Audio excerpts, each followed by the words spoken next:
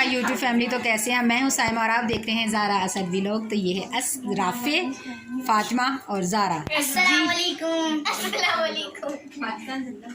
Rafe नहीं बोलेगा कुछ भी। गैस मैं कुछ भी कहूँगी ना, राफे ने नहीं बोलना।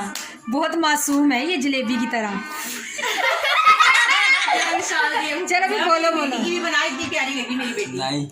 ले आओ। वो बीच में आ रही है ना। और ये क्या हो रहा है भाई? यहाँ पे ये है अली और ये मुताहिर, ये खा रहे हैं खाना। ये क्या क्या खा रहे हैं? पहले नान टिक्की खाई थी, अब वो भी खा रहे हैं। हाँ जी, ये समोसे और बर्गर। तो गाइस ये देखें, ये है मेरी भांजी और इसने ये लगाई है मेहंदी इंडिपेंडेंस डे की। कितनी अच्छी है ना? मेरी भी है। दूसरी साइड पे दिखाओ जरा, एक मिनट। दूसरी साइड पे बस ये लिखा हुआ है। और ये मेरी बहन ने लगाई हुई है अपने। ये रिमशा ने ही लगाई है, इसका नाम रिमशा है।